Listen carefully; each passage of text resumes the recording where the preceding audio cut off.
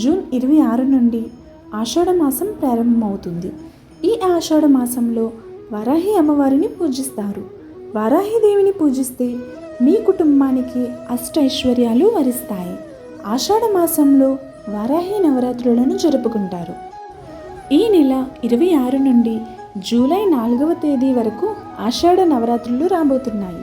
మొత్తం 9 రోజుల పాటు వారాహి నవరాత్రులను జరుపుకుంటారు. వారాహి అమ్మవారిని చాలా మహిమగలదని కాబట్టి వారాహి నవరాత్రుల్లో అమ్మవారిని పూజిస్తే అఖండ రాజయోగం సిద్ధిస్తుంది. వారాహి నవరాత్రుల్లో అమ్మవారిని ఎలా పూజించాలి, ప్రతి ఒక్కరూ సులభంగా చేసుకునే చాలా శక్తివంతమైన పూజా విధానం గురించి తెలుసుకుందాం. ఈ 9 రోజులు అమ్మవారిని పూజించవచ్చు, లేదా ఈ 9 రోజుల్లో ఏదైనా ఒక రోజున వారాహిదేవికి పూజ చేయాలి. వారాహి అమ్మవారిని ఒకరోజు పూజించినా సరే అమ్మవారి చల్లని చూపు మన కుటుంబం పైన పడుతుంది. వారాహిదేవిని పూజించేవారు వారాహి అమ్మవారి ఫోటోను తెచ్చుకొని మీ పూజ గదిలో పెట్టుకోండి. వారాహి అమ్మ ఫోటోని తెచ్చుకోలేని వారు లక్ష్మీదేవి చిత్రపటం ఉన్నా సరిపోతుంది. అలాగే పసుపుతో గౌరీదేవి ప్రతిరూపంగా తయారు చేసి కుంకుమ బొట్టు పెట్టి వారాహి అమ్మ స్వరూపంగా భావించి ఇంట్లో పూజలు చేసుకోవచ్చు. ఆ దేవిని ఏ రూపంలోనైనా పూజించవచ్చు. ముందుగా మీ పూజ గది శుభ్రం చేసుకుని వారాహిదేవి చిత్రపటాన్ని పూజ గదిలో పెట్టుకోవాలి. ఆ వారాహి నవరాత్రుల్లో సాయంత్రం 6 గంటల నుండి 9 గంటల మధ్యలోనే అమ్మవారిని పూజించుకోవాలి. ఏదైనా పూజ ప్రారంభించే ముందు గణపతిని పూజించాలి. ఆషాఢం కాబట్టి ముందుగా గణపతికి నమస్కారం చేసుకొని వారాహిదేవిని పూజించాలి. వారాహి అమ్మవారిని పూజించే ముందు అమ్మవారికి మీ సంకల్పం చెప్పుకోవాలి. మీ పేరు, గోత్రం పేరు, నక్షత్రం చెప్పి వారాహి అమ్మవారి అనుగ్రహం కోసం, మీ కోరికలు నెరవేరడం కోసం ఈ నవరాత్రి పూజ చేస్తున్నానని అమ్మవారికి సంకల్పం చెప్పుకోండి.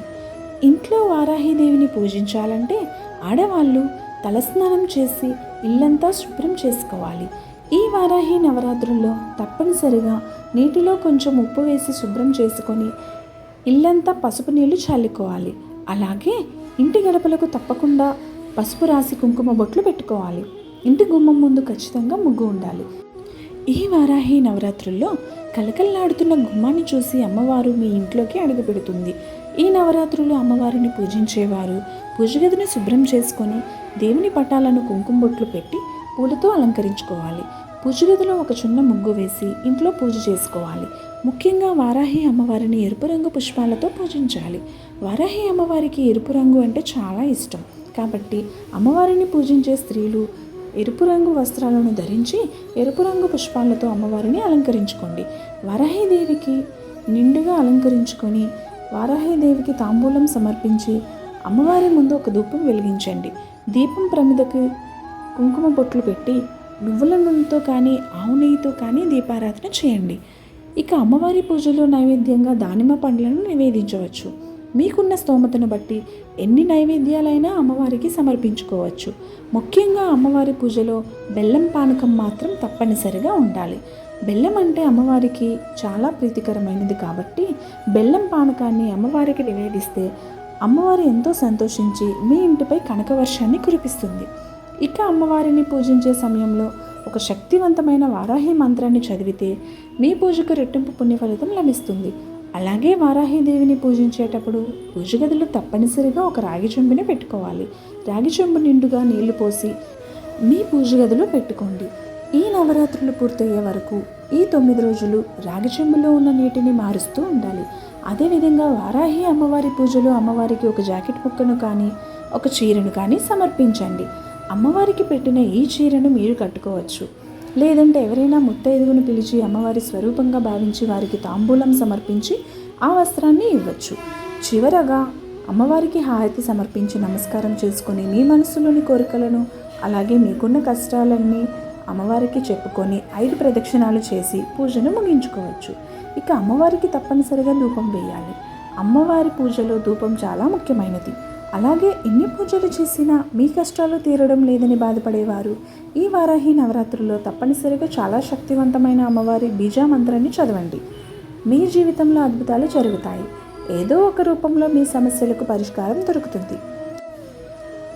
అదేవిధంగా ఈ వారాహి నవరాత్రుల్లో అమ్మవారికి తప్పనిసరిగా ఉపవాసం ఉండండి. ఉపవాసం ఉండేవారు పాలు అలాగే పండు తినవచ్చు.